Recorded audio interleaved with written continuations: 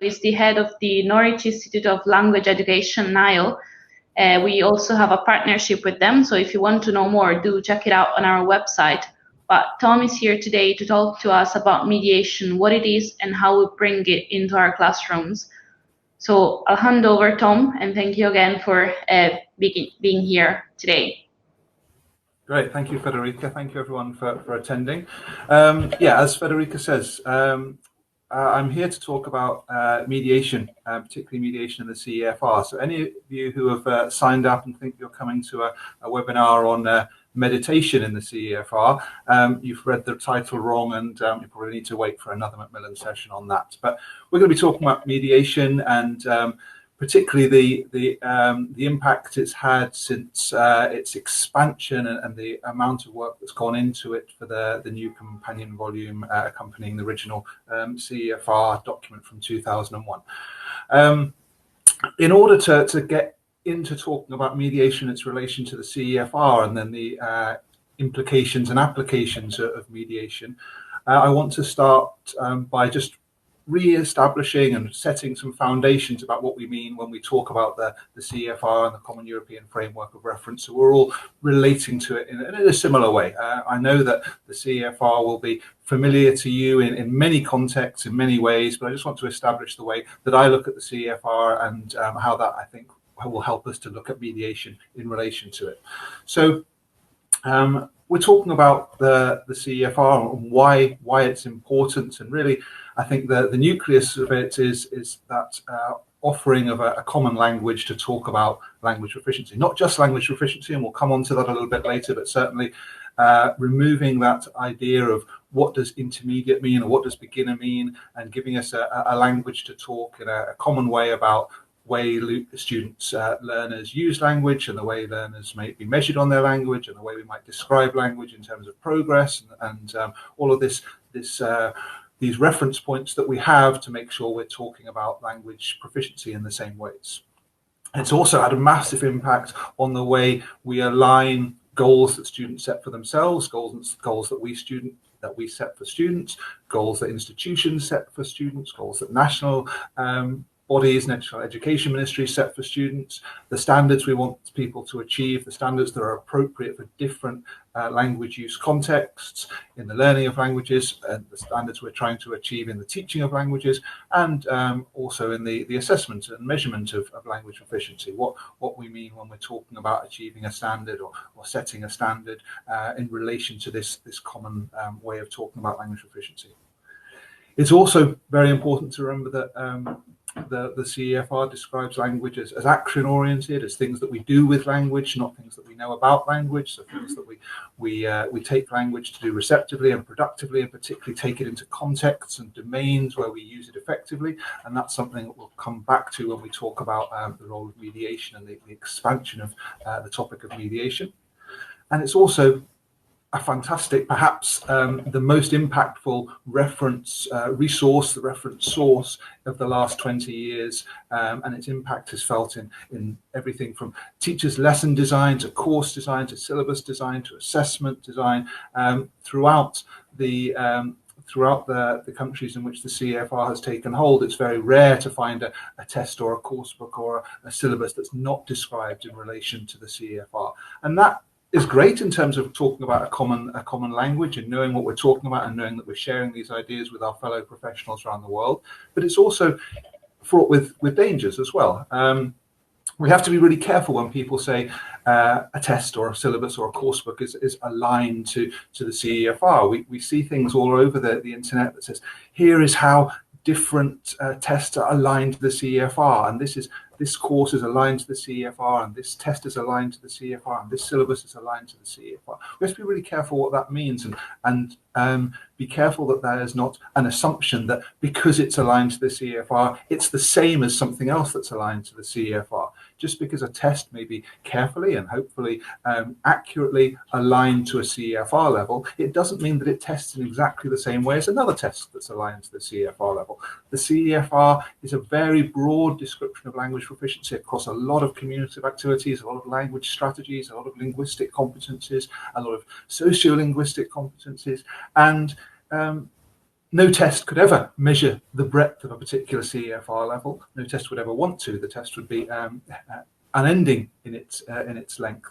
So we have to remember that anything that's aligned to the CEFR is not the same as something else that's necessarily aligned to the CEFR. Just because one test measures at the same general language proficiency level doesn't mean it measures exactly the same thing as another test. Put that in another context, we would all, I think, agree that the three people on the screen are fantastic sportsmen. They all have a common level of sporting proficiency which raises them above the others, even in their own field, let alone in the rest of the population. There is no doubt that there is something that they share in terms of sporting underlying proficiency, this ability to move their body in and to connect at the right time, to have this coordination. However, there is no way that you would put Lionel Messi into your basketball team. There is no way you would expect LeBron James to win at Wimbledon. Just because they have a level of common underlying sport of proficiency doesn't mean that that's operationalized in the same way. And that's the same with tests of language proficiency, syllabi for language proficiency, course books focusing on areas of language, whether that's general English or specific purposes or English for academic purposes. Each one deserves to be treated in its own right, and the alignment to the CEFR is a general alignment of an underlying level of proficiency, not a specification that it covers exactly the same content. So be careful with that, and when you're talking about mediation, when we're talking about mediation, make sure that the way you describe mediation is solid in its own right, not just because it's aligned to the way the CEFR describes what people can do in mediation competencies within the CEFR. Let's also remember what we know about the CEFR. We know that there are these famous 6 levels. With the inclusion of the plus levels in the companion volume, there's much more content at the plus levels, but essentially people hang on to those 6 levels, the A1 to C2 levels. We know there are global levels describing overall proficiency in certain areas, and specific scales for particular uses of language, for particular interaction types, for particular contexts of use. We also know that the CEFR is written in positive language, so we describe what people can do, not in a kind of deficit competence model in which we just say what can't be done at a certain level. And we know that scales are hierarchical, so that if we can do things that are described at a B1 level, we can automatically do things that are described in the same scale at the A2 and A1 level. So there's that hierarchy in there. What's often forgotten is that despite these names that have been put onto 6 levels of performance, they are not a set of 6 points, not a series of plateaus with vertical climbs at the level boundaries. It's not a question that we stay at one level and then we end a course and we wake up the next morning and we're at the next level. It's not a set of plateaus with jump points. And also, and more importantly and more dangerously in the way the CEFR is presented, it's not a series of equally sized, equally spaced blocks. Despite what you'll see all over the internet, which presents the CEFR as these equally sized, equally spaced blocks of knowledge, of skills, that isn't the way the CEFR works. The jump from one to another, even if we talk about jumps, the progress from one to another is not similarly sized, is not similarly spaced, is not an equal amount of knowledge or quality of language use. It's very different from that. In fact, we're talking more about something akin to a scale of progress, a continuous scale. And these are very broad definitions within that scale. So it's quite possible that within a particular level, there may be quite a difference in language proficiency between two learners with that level, and 2 learners who are either side of a particular cut score, a particular cut point that's been imposed on that CEFR measurement, may be quite close in ability, but they have slightly different scores in a test that's designed to be aligned to it. So we need to remember it's not similarly sized blocks that jump from one to another. Actually, where we put those level dividers is a little bit more difficult. We need to think of it perhaps in the sense of the spectrum. You know, it's easy to say, if I said to any of you, handed over the cursor here and said, well, can you identify where yellow is? then I think there'd be quite a lot of agreement where yellow sits on this spectrum. But if I ask the question, well, where does yellow start? There'd be a lot more disagreements. Some of you may say, well, yellow only really starts when the whole of orange has disappeared and when yellow is pure. Some of you say, well, no, yellow starts at the very signs of yellow emerging from what's red and orange in there. And similarly with any other color there. Yes, it's easy to say there it is, and that's the color, but where does that color start and where does that color end is quite difficult to define. And in fact, even looking at a spectrum on that kind of one-dimensional or plane is not really enough. We need to think, as my colleague in British School in Trieste, Peter Brown, describes it, of an idea of a spectrum, but also a two-dimensional approach to that, and the fact that we're not always working on we're not always working on the same aspects of language proficiency as we move up the levels. That at the lower levels, it's really about increasing the quantity of vocabulary, the quantity of language, the quantity of structures that we have the control over, the basic knowledge of at those lower levels of A0 and A1 and A2. And as we progress up, when we get into the B levels, we're actually starting to increase the quality dimension. There's not so much focus on the learning of new things, about making the structures and the lexis that we have accurately used and getting them to use consistently and systematically, and increasing the knowledge of their quality dimension. And when we return to the higher the C levels, we're actually then talking about different domains of use, and we get back to the quantity. How many different domains, how many different areas can you use your language in? Where does your language get enriched by the colloquialism, the idiomaticity, and the phrasal verbs in English that give us that quantity dimension again? So we know that as we're progressing up the levels, we're actually doing slightly different things in terms of the quality and quantity dimension, and we're not by any means treating every step as the same. Some of the things that the CEFR does talk about in terms of how it defines language progress and how it defines these moves up a scale. It talks about the length of text we can handle, whether that's receptively, whether that's productively. We can deal with shorter text at the lower levels, whether that's the single word, phrase, sentence level. And as we move up the scales, we move up towards longer, extended text, and we can deal with much more receptively and productively in terms of length. We move from dealing with concrete and familiar subjects, the everyday, the concrete nouns, the things around us, the topics we talk about all the time, up into talking about fields that we're not comfortable in terms of knowing all of the vocabulary for it. We have to circumlocude and work around and describe things using the resources we have, but we can deal with abstract topics, with less familiar topics as we move up the levels. We increase the complexity of the structures we use. We're no longer at the single clause level as we move up through the CEFR levels. We're describing language uses, embedded structures, and much more flexibility in the grammatical choices we make and the lexical choices we make to give our meaning across, or to understand somebody else's meaning. We also have that dimension of developing our accuracy and moving from an area at the lower end where we have frequent error, frequent mistakes, and we're monitoring all the time, to a level of consistent accuracy where it's only those kind of slips which are familiar to us in any language that we speak, we speak. And you'll have picked up many in mine already, that we restart, we reformulate, we realize a sentence is going down the wrong path, and we change it, but we're consistent in the accuracy of what we can produce, particularly in the written form. And finally, we have this idea of the amount of autonomy we're able to exert in our language use, whether we need support from a sympathetic listener, or whether we need support from a resource such as a dictionary or other support at the lower levels. The extent to which we can operate independently increases as we go up the CEFR levels.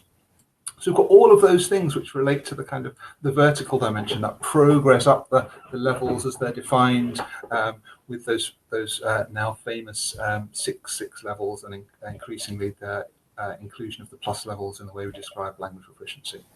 We've also got a horizontal dimension. And the horizontal dimension talks about the range of competencies we might acquire, the range of different areas in which we can separate language into, and the range of the range of domains we might want to use our language in. And you can see this is taken from the original CEFR manual. It's a bit like an enormous family tree, starting with describing overall language proficiency, moving down into how we break that down usefully into strategies, competencies, and activities, and then expanding one of those out into reception, production, interaction, and mediation, just expanding the interaction down to spoken interaction, and then all these scales which relate to that. And what we need to remember here is that for each one of those boxes on the screen there's a set of illustrative descriptors of what typical learners at that level can do in that area at that level of proficiency.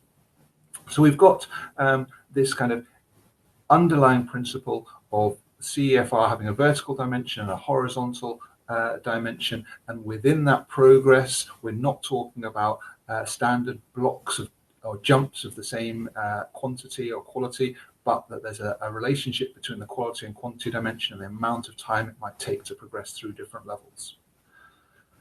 On that family tree, that expansion of the horizontal dimension there, you can see those 4 blocks of reception, production, interaction, and mediation. And it's the 4th one of those which has had the most input and I think let's say development time and research and alignment put into it with the companion volume that was released in 2018. And we have this this sense of how they relate to each other. What's the relationship between reception, production, interaction, and mediation?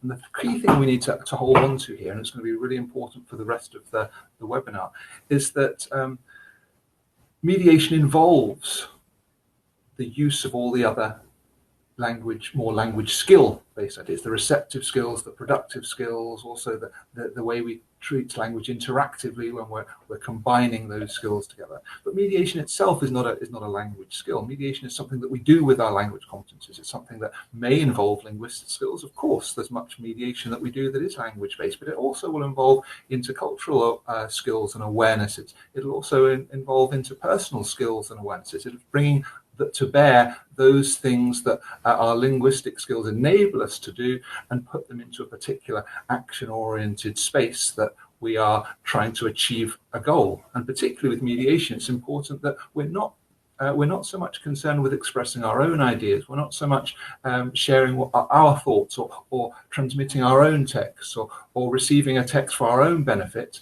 What we're doing is trying to share that knowledge among people or parties who wouldn't otherwise be able to get that knowledge or have that communication or have that collaboration without our support, without us being in the middle there to support their communication. So we're less concerned with our own needs and more concerned with helping collaboration, communication, knowledge sharing, information transfer between 2 other parties or more than 2 other parties. So that mediation, yes, it draws on all those linguistic skills, but it also draws on other competencies, other awarenesses, other strategies that will bring to bear to help do that, what's described in that sentence at the bottom there. So a little bit more detail of how mediation is described.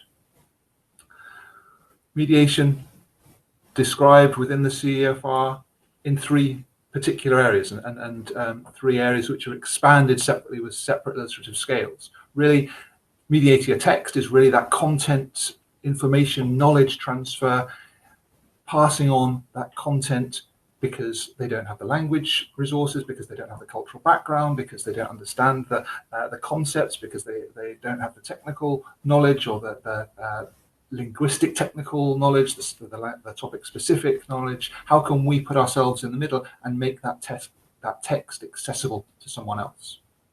So that's the mediating a text set of descriptors. The mediating concepts, how can we facilitate the access to these concepts? How can we break them down? How can we make them more accessible? How can we help people gain access to this knowledge for themselves? How can we build this understanding of how they can do this more autonomously on their own?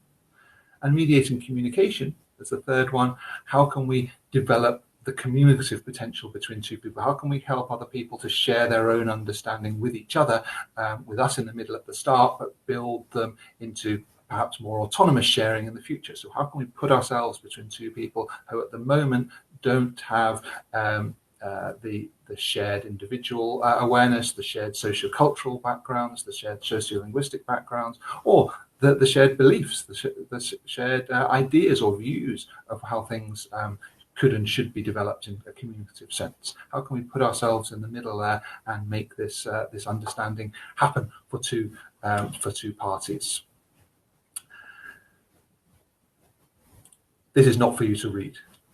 This is just to demonstrate that the scales now exist for describing all of these features in the same way as you'll be familiar with for the more linguistic-based scales in the original CEFR. The free companion volume gives you access to all this rich language which has been aligned carefully to the CEFR levels, that's broken down in key levels A2, B1 and B2 into plus levels, giving us a sense of how we can describe performance and describe competencies using mediation, not just in that overall sense, but in that same family tree sense that we were looking at earlier, that each one of those areas that I mentioned on the previous slide, mediating a text, mediating concepts and mediating communication, has its own set of illustrative descriptor scales that talk about how we can do these things at different levels in the in the companion volume. And there's also strategies for which we might kind of break down some of those competencies and support them with the nitty-gritty, the actual skills that are involved in presenting that language or breaking down that language or making that language more accessible to others. So this kind of quite scary representation on the screen shows just how much work has gone into this for the new companion volume, that each one of those boxes has its set of descriptive scales at the 6 levels, and often with a pre-A1 descriptor and with the plus levels as well. So there's an awful lot of resource to get our heads around there. All of these scales potentially are a little bit overwhelming and off-putting. You think, well, how on earth can I include all of this new resource into my syllabus or into what my learners might want to do with their language, or treating this as an area that's worth classroom time or worth assessment focus or worth including in my syllabus? We need to remember, and this is something that was shown just as the CEFR was being the companion volume was being launched, that all of the studies and the research pilot projects looking at how these new scales would be put into operationalization. Brian North made the point that when these new scales have been piloted, there are different uses for them. And again, there's a hierarchy of use. All of those scales we've seen on the previous page relating to mediation, all of those could potentially be applied for individual goal setting and self-assessment. So you may be able to look at yourself as a learner, look at yourself as a language user, and describe your own proficiency at a particular level and where you might want to go, what you might want to do with your own language. So, and the sense of self-assessment and individual goal setting, yes, the scales are applicable to everybody. Some of the scales are also potentially usable for teachers to assess learners' progress, to assess learners' proficiency, to assess learners' competency with these mediation activities. So a teacher may be able to observe this progress, be able to measure this with their finely tuned subjective measurement of what a learner is able to do, but not all of them. And only some of those descriptors, only some of those scales would necessarily translate into something that could be testable, that could be put into an exam, and then we could ask someone to demonstrate that under exam conditions. So it's important to remember that we're not saying that every new scale, every new box that you've seen in that kind of expanded family tree of mediation can be tested, and no more should it be. It may be included in self-assessment work, in individual goal setting. Some of them might be useful for teachers to look at progress and to describe progress and to measure progress. And some of them, a very smaller amount, may be testable in a more formal exam setting. But it's not that everything is testable. So, one more thing to make clear about the way language mediation is described. And this is a really crucial point. It's very common from the way that the original CEFR document was was interpreted was to think about mediation as purely about cross-linguistic mediation, about taking, about being in the middle of two separate languages and being the conduit, the communicator of understanding from one language to another. Yes, that's possible. Language A and language B, as they're written in the descriptors, and you can see an example descriptor here at the bottom. Language A and language B may well be two different languages.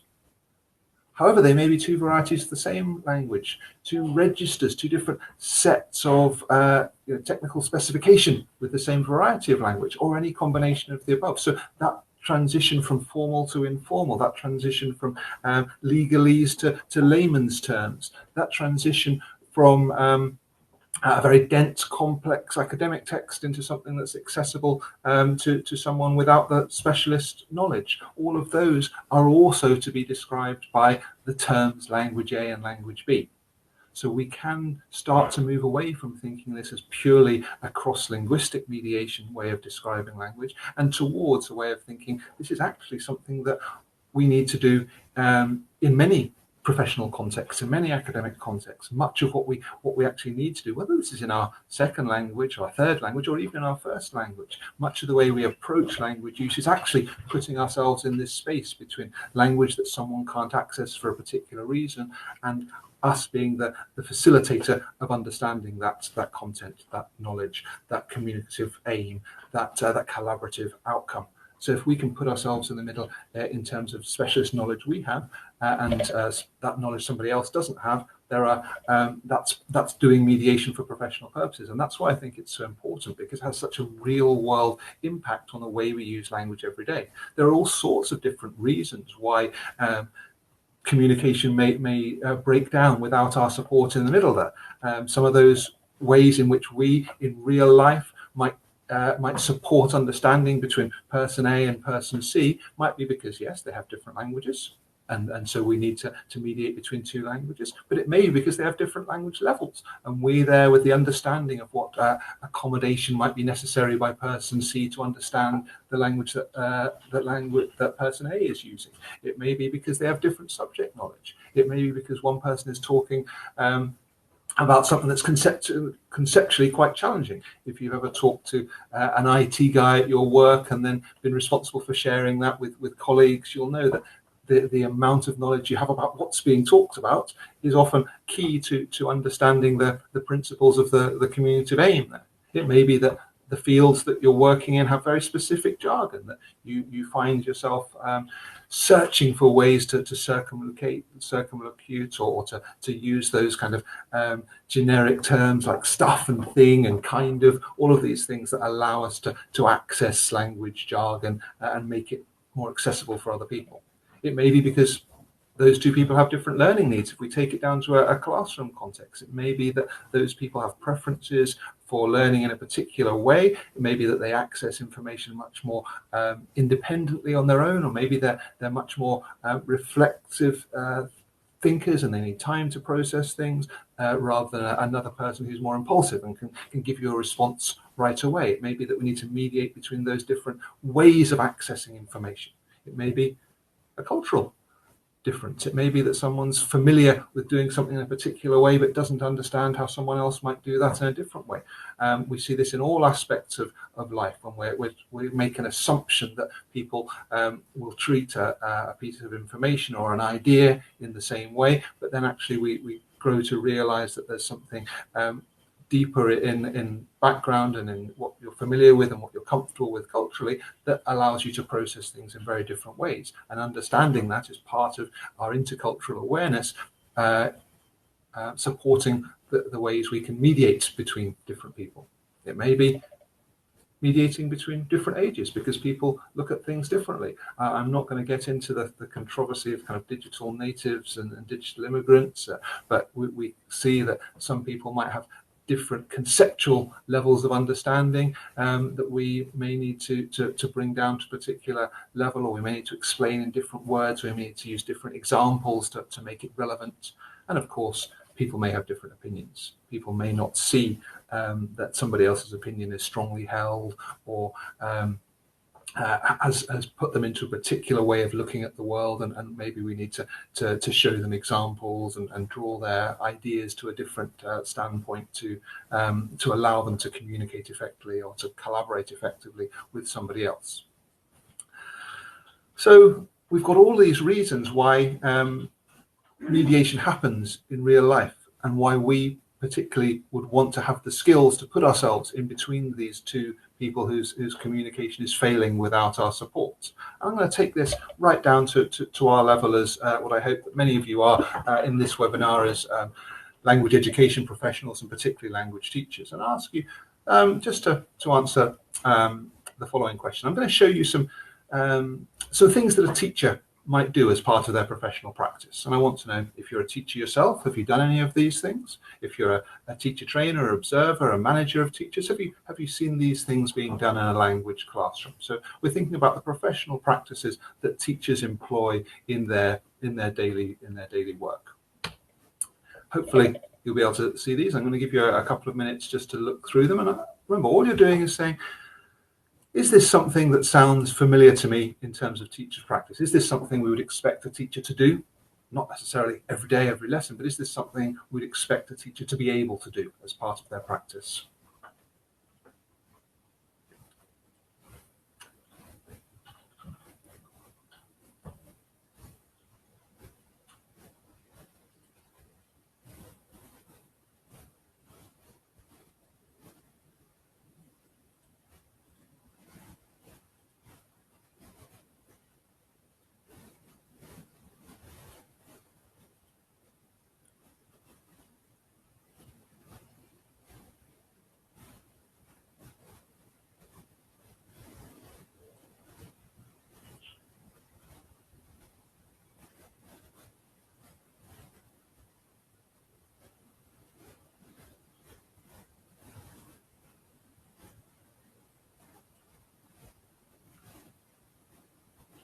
Okay, so I'm not saying that necessarily all of these things will be done in every lesson by every teacher, but I think you probably agree that most of these things strike a chord of familiarity, that you think, okay, a teacher should be able to be able to do these things as part of their professional practice. Part of the competencies they have as a teacher is to be able to do things like this. I'd even go so far as to say it's quite hard to be an effective teacher if you're unable to do some of these things, or most of these things. If you're unable to operationalize these kind of concepts of what a teacher might do in the classroom, your effectiveness of a teacher is going to be diminished. I think you need to be able to take texts and summarize them. You need to be able to intervene between students who disagree about things. You need to be able to design activities that get students aware of a topic, and so on through there. So these are kind of very teacher-focused activities that they might do in a classroom or before the class. Let's try and relate them to some kind of more abstract descriptions of what a teacher is actually doing when they do this. So on the next slide, you're going to see the same 9 boxes with the same descriptions of what a teacher might do as part of their professional practice. And you're going to see 9 kind of conceptual descriptions of what the teacher's actually doing when they do the thing in the boxes. And what I'd like you to do is to spend a couple of minutes trying to match the abstract descriptor with the content of the box.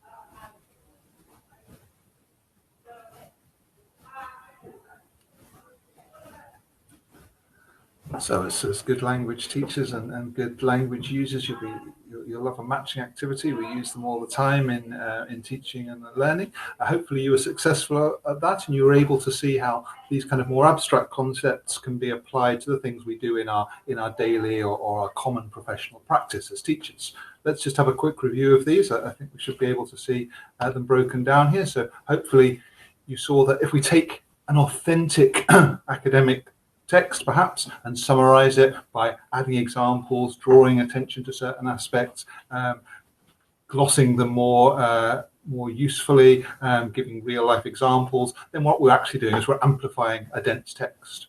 When two students are disagreeing about something in the classroom, when we're trying to resolve an argument, then what we're actually doing is facilitating the communication between them in disagreements or in delicate situations. Their disagreement is that delicate situation in the classroom context.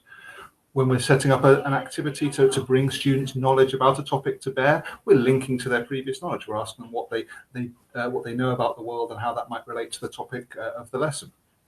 When we're inviting students to discuss grammatical choice in language and the way language is used, we're actually asking, we're encouraging conceptual talk amongst our learners. We're encouraging them to talk about meta language and the way language is used and the way choices are made in terms of the grammar and the lexis we use.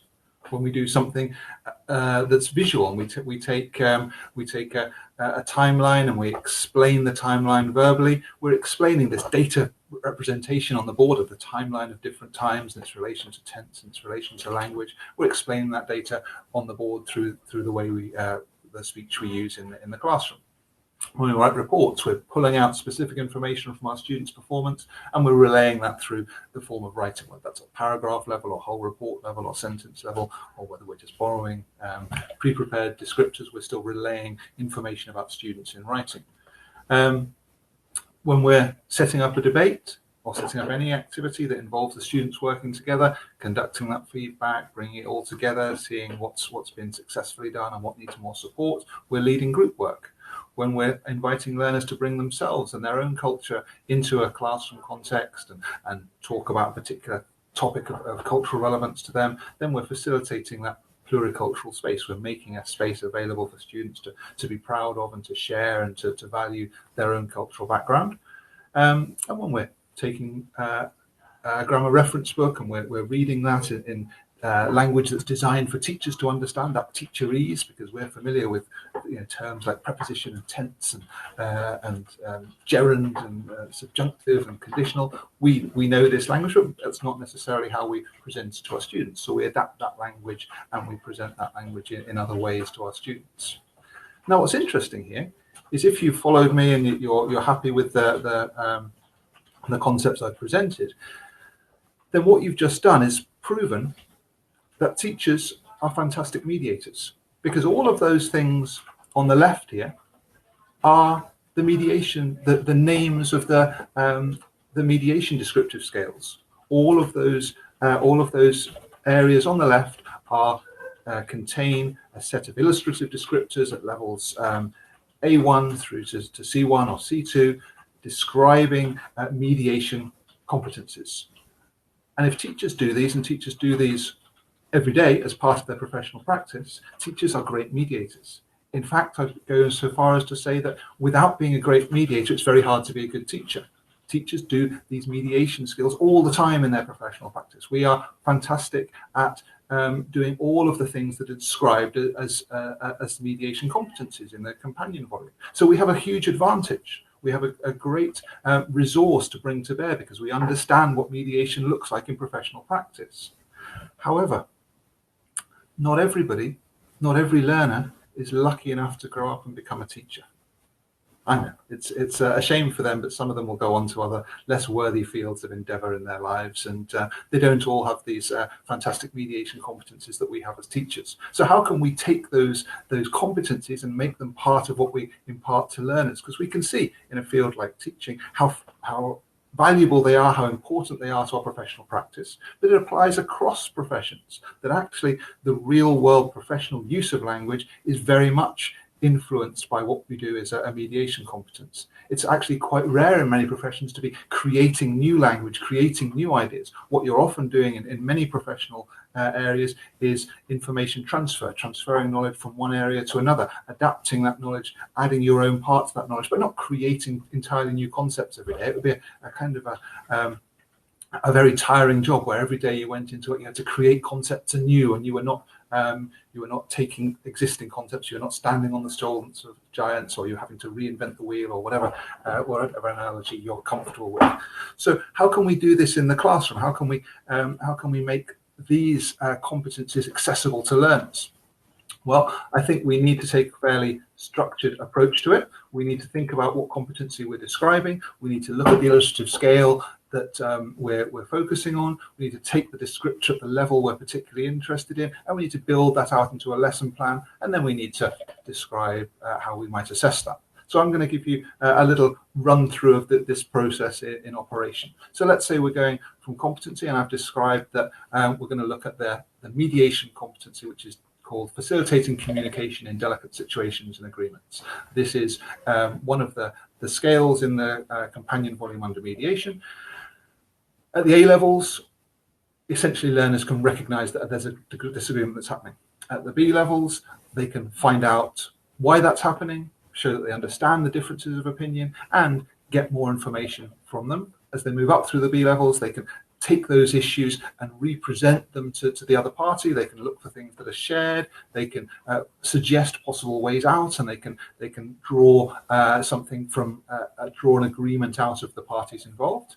And at the higher levels, they have the kind of interpersonal skills and the linguistic skills to be very diplomatic about this, and to lead people to kind of happiness with the compromise rather than just accepting something that's been developed. So this is what we're talking about. This is how progress in this particular scale is described in the CEFR levels. So we need to take this competency as it's described here, and we're going to focus in on a particular level. So we're going to focus in on something that's around about the B2 level, and here are the specific descriptors of what this particular competency looks like at B2 level. Well, you can see the fine white line describing discriminating between B2 and B2 plus. So we have this 3 can-do statements: can by asking questions identify common ground, can outline the main points in disagreement, and can summarize the statements made by the two sides. So these are the kind of the functional outcomes that I want to see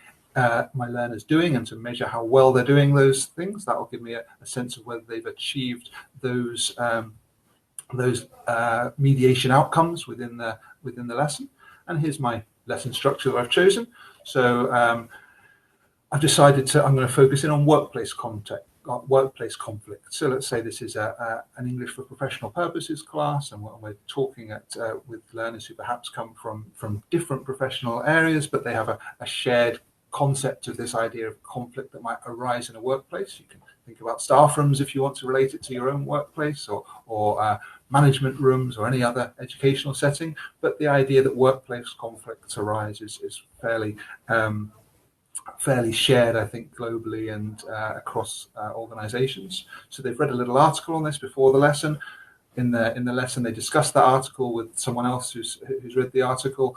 We talk about the conflict as the teacher becomes involved and elicits how we might resolve these conflicts. As a teacher, we set up the idea of critical incidents, ask the students to role play a couple of critical incidents where they have a particular conflict and they play a particular role within that conflict, either one side of the conflict or the other side of the conflict, or the mediator within that conflict. Students replay that critical incident, perhaps without any language input and language support, if we're taking a kind of a pure task-based approach to this structure. The students share back with the whole group what they found difficult, what they found easy about mediating in that critical incident, what they found difficult and easy about sharing their own idea, and how the mediator facilitated that. At that point, the teacher can notice the differences in successful outcomes and less successful mediation, feeding in the language that might be useful, the strategies, the little functional exponents of language which might support the successful conduct of that little role play. Try that again with another critical incident. Teacher and students, after role playing this in a couple of times, will get feedback, looking at ways they did it well, looking at ways they could improve it, looking at what language they might need to work on, whether it's conceptual, whether it's linguistic, whether it's interpersonal, what are the skills that are there. And then we can move on to kind of wrapping up the lesson. What other ways could we have resolved that conflict? Was it good to put people face to face with a mediator in the middle? Is there other ways of diffusing the situation? Would you have done it by email? Would you have done it in a different way to give a kind of wholeness to the lesson? And then there's a homework task for them to write up one of their opinion as one of the participants in the role play, so they can see how this might emerge into written form.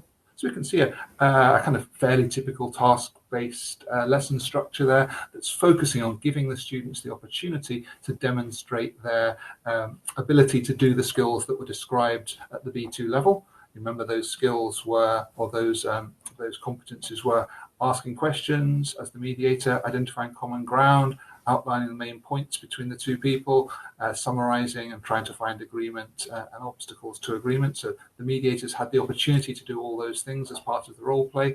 And now we have an opportunity within that lesson to feed in support, to give the language input, to give other input to support this. And you can see perhaps, I think here, that although this may have a very linguistic focus, it's not wholly focused on language skills.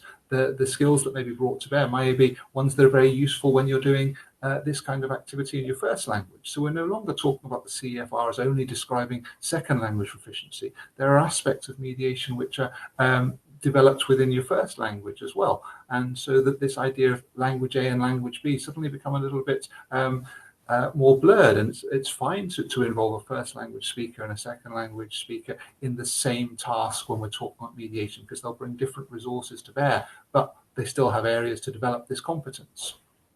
So we're not just talking about linguistic competence by any means here. We've got this kind of lesson plan structure, but how are we going to measure whether it's been achieved? Well, there are all sorts of ways we might choose to measure this competence here. We might ask the students to use those CEFR descriptors to self-assess. Do they feel they were able to do those things as they're described at B2 level? We might design a checklist that simplifies the language in the CEFR descriptors into functional checklist areas. Did you do this? We may ask the group to create scales of successful mediation from that role play, that we might get them to set criterion points for what was effective mediation in that context. We might ask learners to look back at video we've made of them being the mediator in those role play tasks, and to use video to self-assess their own performance. We might ask one person to look at how the role plays were set up, so have 4 people in a group rather than 3, and ask one student to play the role of observer using a checklist, making a list of good points, positives and areas that could be worked on, obviously being sure that peer support would be positive rather than critical. Or we might use the teacher as the assessment. Can the teacher go around and observe during those little task cycles, during those little role plays? Is it that we ask a particular group to perform their task again, so the teacher can observe that and measure their competence in that way? Maybe the assessment comes through the emails that are produced as homework. There are all sorts of ways in which we can get in there to find those measurement opportunities, to find those possibilities for describing performance and supporting future improved performance.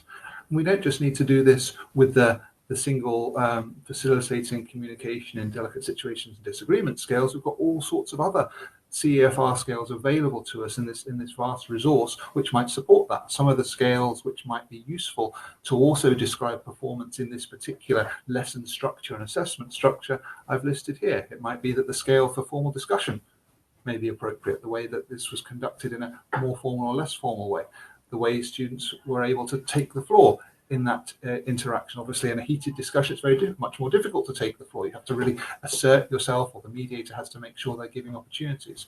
The cooperating scales, the asking for clarification scales, the scales of grammatical accuracy might be useful, the scales of phonological control that have been hugely developed in the new companion volume. All of these might be useful for building out assessment criteria, which allow us to get to the real heart of what's involved in successfully mediating as described in the CEFR. Now, I'm talking about using a lot of scales and a lot of descriptors together, and I want to make you aware of one tool which would be potentially useful to you for doing this. If you're happy with this model of going from the competence through to individual descriptors, through to lesson planning, and through to opportunities for assessment, then where do you access the scales in a way that makes you comfortable that you're using them in combination well? Well, at NILE, we've just launched a new membership area, which is completely free, free to anybody who wants to sign up for a membership account. There's lots of great resources developed by us at NILE in Norwich here. The one particular one I want to draw your attention to is a CEFR tool. If you sign up for membership and you become a member of NILE at our website, which is nile-elt.com, then down at the bottom, we've got the CEFR filtering tool. And what the CEFR filtering tool allows you to do is to look at all the CEFR scales in a spreadsheet format. And that spreadsheet format allows you to filter the CEFR scales just to access the ones you use. So if you choose which particular filter you're interested in, you choose only mediating a text, for example, and then you choose the level that you're interested in with the filter over here, you can very quickly and accurately access the scales which are relevant to a particular competency. So you can access the mediating a text descriptors at B1, and you can see down here on the right all of the descriptors at B1 that are relevant to that particular area of the CEFR are listed for you to copy to put into your lesson planning and assessment structure to make sure that as an a priori way of aligning to the CEFR, you're using the scales at the right level, the right language, and not changing the language which defines competence at a particular level. So it's a really useful tool for taking the CEFR and making it manageable and accessible and level specific and competence specific or strategy specific, and hopefully you'll take advantage of that. Do remember not to save the changes when you close that spreadsheet after you've been using it, because you want to have no filters on when you start, so all the scales are accessible to you. So that's a free resource accessible through the NILE membership platform. So what I've been trying to do is to operationalize mediation. I've been trying to mediate the mediation competences for you. If you go out of this webinar and talk to someone who has no background in teaching and teaching of languages or the CEFR and describe what you heard in this session, you'll be mediating. You'll be mediating the concepts, you'll be mediating the verbal text and the visual text that you've seen for somebody else. What we've tried to look at, and here I'm using the mediation scale of relaying specific information in speech, is to look at the nature of the CEFR, how it's progressed, how it's misinterpreted, how I believe it's fundamentally organized and arranged, how we've looked at mediation as a scale that's been developed in the companion volume, how I've tried to prove to you that mediation is a really important real-world professional and academic skill, and I've tried to illustrate that by saying what great mediators teachers have to be in the classroom, because it's teachers who have these competences as part of their professional setup, and how we can share these competences, particularly the mediation competences, when we operationalize the scales